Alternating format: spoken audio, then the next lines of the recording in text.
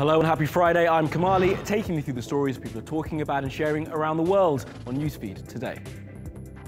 Why Snapchat should be worried about one unhappy user.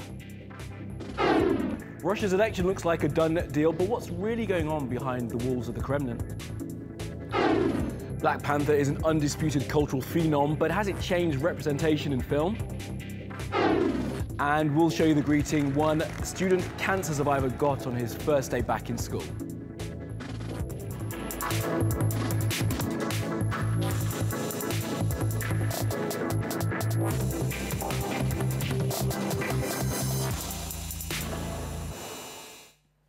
Well, at the top of the newsfeed and this ad on Snapchat. Well, you can see it for yourselves, but just to emphasize, it says slap Rihanna or punch Chris Brown. It's for a game called Would You Rather, and it's tone deaf, as anyone who knows the history between Riri and Chris Brown will testify. Now, Brown has a felony assault charge after he hit Rihanna back in 2009. And someone who knows that relationship best is, guess who? Rihanna, who shot back at Snap on rival Instagram. Well, she starts her post by saying everyone knows that she is no fan of the app. Then she goes in by saying, I'd love to call it ignorance, but I know you ain't that dumb. You spent money to animate something that would intentionally bring shame to DV victims and made a joke of it. She ends her post by saying, shame on you, throw the whole apology away. Now, Snap shares have plummeted, as they did when Kylie Jenner dissed them a week ago. They've apologized and removed the ad, but damage is done. Now, everyone jumped on Twitter to add to the outrage and show the power of influencers. Nicolette Williams says, if she tells me, Rihanna, to delete Snapchat, she'll do it. While Nate just showed a chart of the company's share price, adding, your power, Rihanna. Well, Alex McCann's a social media expert from Altrincham HQ and joins us now from Altrincham. Alex, good to speak to you. So, last time I checked, Snap were down $1 billion. Just how powerful are these influencers?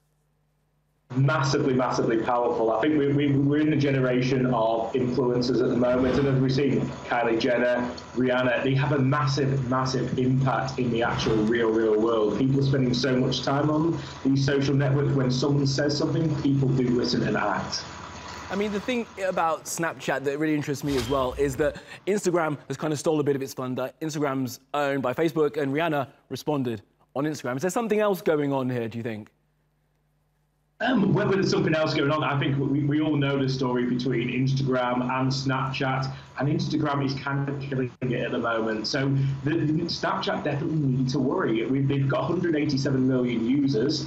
That is plummeting at the moment, and they've just laid off 100 staff as well, 100 engineers. So if I was in Snapchat, I would be very, very worried about what's happening right now. And it's just from a post. I mean, as we've seen from what Rihanna posted earlier, she was obviously upset with what she'd seen on Snapchat and then fires back. It's this whole new world we're in of this instant sort of response from someone who really is a superstar. Yeah, we have an instant feedback loop now. We never used to have that. I grew up with a generation of newspapers and TV, and you had to wait. If you had to make a complaint, you had to send a letter in, and it took 6 weeks to get your reply out there. Now it can happen in an instant, definitely. Absolutely, it can happen in a moment with a heart or a thumbs down. All right, so Alex, I mean, where's this going to go next then, do you reckon, for Snap? Are we going to see them going bust? I mean, I remember when they had their first IPO, their initial profit offering, everyone was a bit surprised at how highly valued the company was anyway. Yeah, I think we're going to see definitely some changes over the next year. There's definitely a worry there. Will Snapchat still exist in 2 years' time? Will it still exist in 12 months' time? I think they need to look at the whole offering. It's not appealing to businesses at the moment. It's not got the same analytics as Instagram has. I think social media companies in general need to take a certain amount of responsibility. We've seen what happens with trolling on Twitter and how that affects things. This is their Twitter moment. This is the moment where they can either change what they do and fly, or they keep doing what they do, and obviously it goes down and down and it has a rapid decline. We'll wait and see what happens. Alex, thank you for joining us. All right, let's take a look at what else is trending on social media.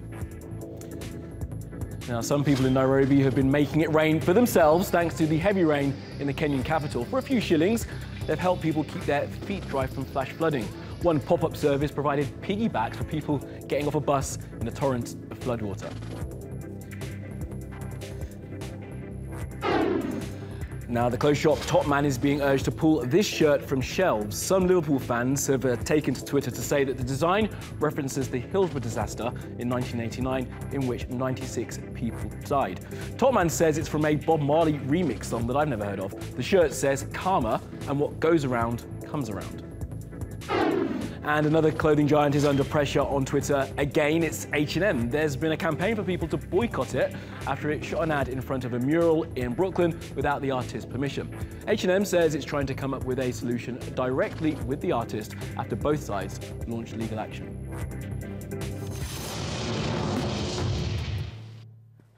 Now, as you will have been unable to miss, there's been plenty of speculation this week about Russia following the poisoning of a former Russian spy and his daughter in the British city of Salisbury. But wondering about the inner workings of the Kremlin is nothing new. There are several mysteries surrounding the photos you are now seeing. Look closer. Some people are missing. Most were reportedly murdered. And this was a Soviet way of telling the world who had been removed from power. During the Cold War, Western analysts, known as Kremlinologists, used to find it very difficult to find reliable information coming out of the Soviet Union, because the shifts in power of influential people took place mostly in secret. Take this photo from 1897. Alexander Malchenko, the guy that's standing just over Lenin's shoulder, was arrested for counter-revolutionary activity in 1929. A year later, he was shot, then carefully removed from the picture. Here's another famous one from 1926. The first comrade to be disappeared was Nikolai Komarov, then Nikolai Antipov, Nikolai Shvernik, Sergei Kirov. The last man standing? Joseph Stalin. Media outlets such as Pravda and Red Star were used to publish formal agendas, slander, and misinformation. This is why analysts were forced to read between the lines. As Winston Churchill once said, Kremlin political intrigues are comparable to a bulldog fight under a rug. An outsider only hears the growling, and when he sees the bones fly out from beneath, it's obvious who won. Every meeting, photo, video, and speech was analyzed to its finest detail in order to understand what was happening in internal Soviet policies. In this example, a Kremlinologist from the CIA figured out that Soviet politician Konstantin Chernenko disapproved of the invasion of Afghanistan. He obviously didn't say it was bad, but he did not say it was good. In the version published in Pravda, he didn't even mention Afghanistan at all, a kind of behavior in the Soviet Union which usually connotes opposition. Now, although the Soviet Union is long gone, Russia still remains a closed society. Most information is filtered through its president, Vladimir Putin, along with other groups within the Kremlin. There's a propagandistic news network. The White Helmets may be preparing to stage a chemical weapons attack to provoke Western intervention. Dismissive diplomats. Нас обвиняют не только в этом, нас обвиняют во всем, что происходит, по мнению наших западных партнеров, не так на этой планете. And many unanswered questions. What sickened a former Russian spy who's now fighting for his life? So, do we need a new generation of Kremlinologists to understand what's happening in the Kremlin today? Well, I might have just the guy. His name's Simon McGregor Wood, and he works for us at the moment. But he is in Moscow ahead of their election. He sends us this report on what people are talking about ahead of a vote that most people consider to be a foregone conclusion.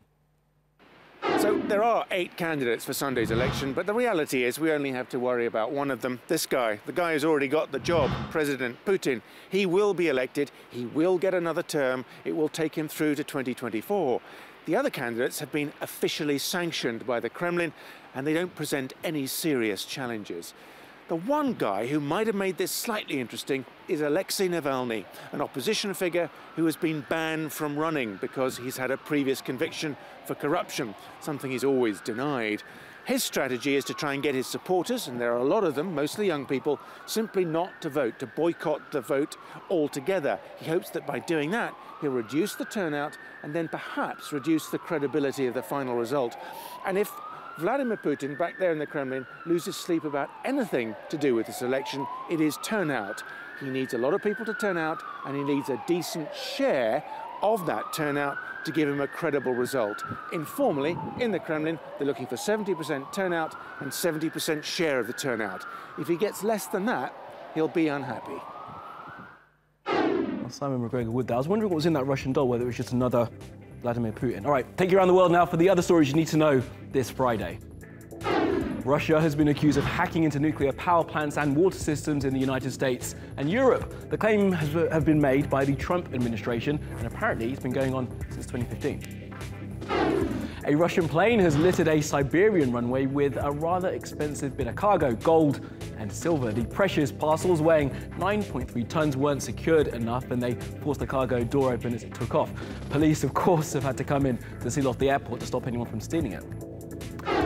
Now, today marks 15 years since the killing of the activist Rachel Corrie in Rafah. She died after being struck by an armoured Israeli bulldozer during the Second Palestinian Intifada. Rachel had gone to Palestine to protest Palestinian homes being destroyed. A tech boss has been charged in the United States for encrypting phones for criminals. Vincent Ramos is accused of modifying BlackBerries so drug lords could go about their business undetected. Humans have left so much junk in space that it's becoming a real problem. Think of the movie Gravity. So, the company Airbus have come up with a harpoon which they think could grab old satellites and bring them back to Earth. Keeping with the space theme, you can call it Steve. This aurora, spotted by citizen scientists, is brand new. Those that get paid all that money at NASA have never seen it before. Now, a bunch of amateur stargazers in Canada spotted it, and now it's called STEVE, which is an acronym for Strong Thermal Emission Velocity Enhancement. And NASA wants to hear from you if you see it too.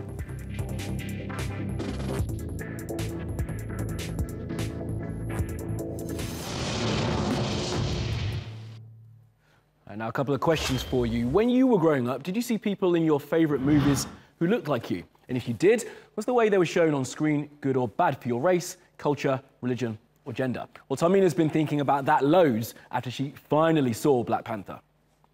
Is Black Panther only the beginning for a more diverse Hollywood? This week, 2 films by Black directors, Black Panther and A Wrinkle in Time, made box office history, becoming the 2 top-grossing films for the first time ever. That's in more than 112 years. It's a feat that's even more remarkable, considering we're only 3 years removed from the Oscars So White movement. I watched Black Panther the other day for the first time. Stop it.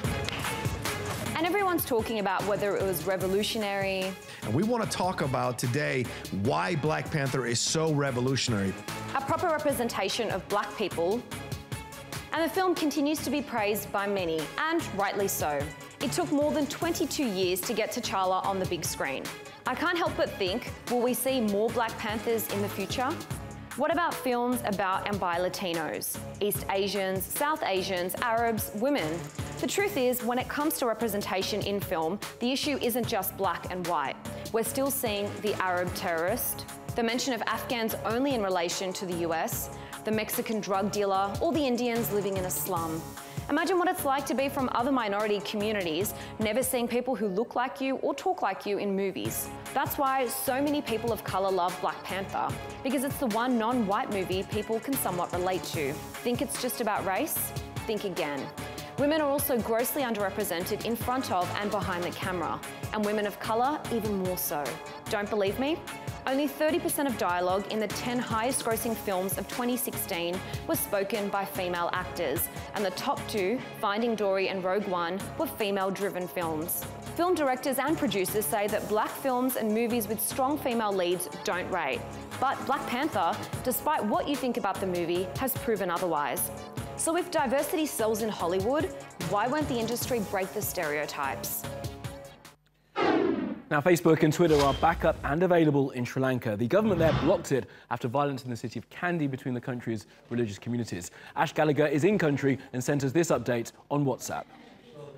The Sri Lankan government has lifted a social media ban. From Facebook to Instagram to WhatsApp and Viber, the services have been either slow or non-existent without a VPN in the last 10 days.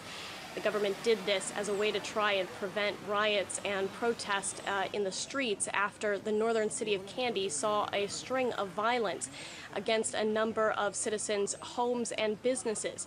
Now, the majority of the victims were from Muslim homes, and the witnesses say that the riots were led by Buddhists who had been spreading hate speech from other parts of the country. The police have arrested over 200 people as a result of this, but the social media media ban was meant to actually try and quell some of the violence there. Nevertheless, a number of citizens, analysts, and local journalists have taken to Twitter. Over the last 10 days, they complained that the social media ban would not only hurt tourism, but that it actually hurt the citizens who relied on it for their jobs and their everyday livelihood. All right, well, this last one we will call Feel Good Friday. Take a look.